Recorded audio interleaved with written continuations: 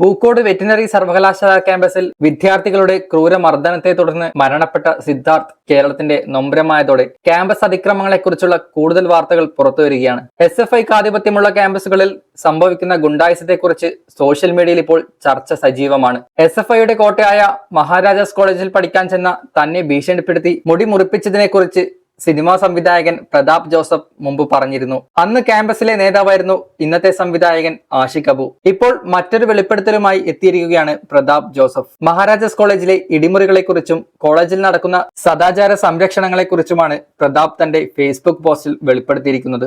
മഹാരാജാസിലെ ladies ഹോസ്റ്റലിന്റെ ചുറ്റുവട്ടത്ത് നിന്ന് പിടിക്കപ്പെടുന്നവരെയും college ഗ്രൗണ്ടിലേക്ക് രാത്രി ലൈംഗിക ആവശ്യങ്ങൾക്കായി കയറുന്ന സെക്സ് വർക്കേഴ്സിനെയോ ട്രാൻസ്ജെൻഡേഴ്സിനെയോ കയ്യിൽ കെട്ടിയാൽ അവരെ ഹോസ്റ്റലിൽ കൊണ്ടുവന്ന് നേരം വെളുക്കുവോളും മർദ്ദിക്കുക എന്നത് SFIക്കാരുടെ ഒരു രീതി തന്നെയാണെന്ന് പ്രതാപ് ജോസഫ് തന്റെ ഫേസ്ബുക്കിൽ കുറിക്കുന്നു. പൂക്കോട് വെറ്റിനറി കോളേജിലും നടന്നത് ഇതേ സദാചാര സംരക്ഷണത്തിന്റെ മറ്റൊരു മുഖമാണെന്ന് പലരും ചൂണ്ടിക്കാണിക്കുന്നു. സംവിധായകൻ പ്രതാപ് ജോസഫിന്റെ ഫേസ്ബുക്കിന്റെ പൂർണ്ണരൂപം ഇങ്ങനെയാണ്. 99-2001 കാലഘട്ടത്തിലെ മഹാരാജാസ് കോളേജിലെ ഹോസ്റ്റലിന്റെ ഏകദേശ ചിത്രം ഇപ്പോൾ തരാം. അത്രയെങ്കിലും ചെയ്തില്ലെങ്കിൽ അത് കാലത്തോട് ചെയ്യുന്ന കടുത്ത അനീതിയാകും. വ്യക്തിപരമായ കാര്യങ്ങൾ എഴുതാനുള്ള വൈകാരിക പക്വത ആർജിക്കാനുണ്ടെന്ന് തന്നെ കരുതുന്നു. അത് പിന്നീട് എപ്പോഴെങ്കിലും ആകാം. മിക്കവാറും ഒരു ജൂനിയർ വിദ്യാർത്ഥിയുടെ ഹോസ്റ്റൽ ജീവിതം തുടങ്ങുന്നത് ഈ മുറിയിൽ നിന്നാവും. വടിവാള് മുതൽ സൈക്കിൾ ചെയിൻ വരെ നിരത്തി വെച്ചിരിക്കുന്ന ഒരു മുറി.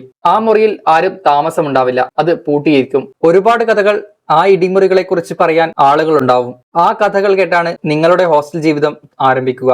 നഗരപരിധിയിൽ എവിടെ സംഘട്ടനത്തിന് ആളുകളെ ആവശ്യമുണ്ടോ അപ്പോഴേക്കും ആ മുറിയിലേക്ക് ആളെത്തും. കയ്യിൽ കിട്ടുന്ന ആയുധങ്ങളുമായി ഓരോരുത്തരായി പുറപ്പെടും. ഹോസ്റ്റലിൽ താമസിക്കുമ്പോൾ പലവട്ടം ഈ കാഴ്ച കാണേണ്ടി വന്നിട്ടുണ്ട്. നടന്ന സംഭവങ്ങളുടെ വിവരങ്ങൾ പിറ്റേ ദിവസം പത്രം വായിച്ചാൽ മനസ്സിലാവും. മിക്കവരും ഹോസ്റ്റലിൽ തന്നെയാണ് താമസിക്കുക. അത് പൂർവ്വ വിദ്യാർത്ഥികളോ അവരുടെ സുഹൃത്തുക്കളോ എവിടെ നിന്നെങ്കിലും അലഞ്ഞു തിരിഞ്ഞ് എത്തിപ്പെട്ടവരോ ആകാം. മെസ്സിൽ ഭക്ഷണം എടുത്തു കൊടുക്കാൻ ആളുണ്ടാവും. ഫീസ് അടച്ച് പഠിക്കുന്നവരുടെ മെസ് ബിൽ 2 ഇരട്ടിയോ 3 ഇരട്ടിയോ ആകുമെന്ന് മാത്രം. സദാചാര സംരക്ഷണമായിരുന്നു പ്രധാനപ്പെട്ട മറ്റൊരു കലാപരിപാടി. ഒന്നെങ്കിൽ ലേഡീസ് ഹോസ്റ്റലിന്റെ ചുറ്റുവട്ടത്തിൽ നിന്ന് പിടിക്കുന്ന ഷോമന്മാർ, അതല്ലെങ്കിൽ മഹാരാജാസ് കോളേജ് ഗ്രൗണ്ടിലേക്ക് ലൈംഗിക ആവശ്യങ്ങൾക്കായി കയറുന്ന സെക്സ് വർക്കേഴ്സോ ട്രാൻസ്ജെൻഡർ കമ്മ്യൂണിറ്റിയിൽപ്പെടുന്ന ആരെങ്കിലും ആകാം. ഇവരെ കയ്യിൽ കെട്ടിയാൽ ഹോസ്റ്റലിൽ എത്തിച്ച് ചോദ്യം ചെയ്യലാണ്. പിന്നെ പുലരും വരെ ഇടനാഴികളിലൂടെ ഓടിച്ച് ഇടിയാണ്. നിലവിളി കേട്ട് രാത്രി മുഴുവൻ ഇരുന്ന് കരഞ്ഞിട്ടുണ്ട്. പക്ഷെ എത്തി നോക്കാനോ തടയാനുള്ള ധൈര്യം പോലും ഒരിക്കലും ഉണ്ടായിട്ടില്ല. 2 വർഷക്കാലത്തെ ജീവിതത്തിനിടയ്ക്ക് കുറഞ്ഞത് 10 പേരെങ്കിലും ഇങ്ങനെ മർദ്ദിച്ചതിന് ശബ്ദത്തിലൂടെയെങ്കിലും സാക്ഷ്യം വഹിച്ചിട്ടുണ്ട്. മിക്കവാറും പുലർച്ചെയാകുമ്പോഴേക്കും ഇടിക്കുന്നവർ കൈകഴഞ്ഞ് മയങ്ങി വീഴുമ്പോൾ അവർ എവിടേക്കെങ്കിലും ഓടി രക്ഷപ്പെടും. ഇപ്പോൾ പൂക്കോട് കലാലയത്തിലെ സാക്ഷികളായ വിദ്യാർത്ഥികളെ ചൊല്ലി ധാർമ്മിക രോക്ഷം പ്രകടിപ്പിക്കുന്നവരോട് ഒന്നേ പറയാനുള്ളൂ: നിങ്ങൾ ഇതുപോലൊരു സാഹചര്യത്തിലൂടെ കടന്നു പോയിട്ടില്ല. ഇതാണ് സംസ്കാര സമ്പന്നമായ മഹാരാജാസ് കോളേജിന്റെ 25 വർഷം മുമ്പത്തെ അവസ്ഥ.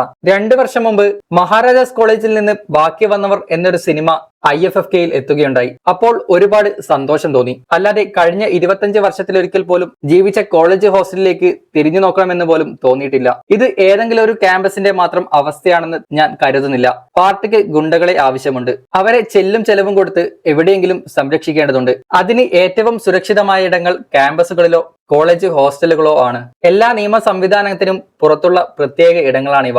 ഇങ്ങനെയാണ് പ്രതാപ് ജോസഫിന്റെ പോസ്റ്റ് അവസാനിക്കുന്നത്. പോസ്റ്റിന് പിന്നാലെ സോഷ്യൽ മീഡിയയിൽ വലിയ ചർച്ചയും നടക്കുന്നുണ്ട്. SFI പ്രോത്സാഹിപ്പിക്കുന്ന ഇതേ സദാചാര സംരക്ഷണം തന്നെയാണ് സിദ്ധാർത്ഥിന്റെ ജീവനെടുത്തത് എന്നാണ് പലരും ചൂണ്ടിക്കാണിക്കുന്നത്.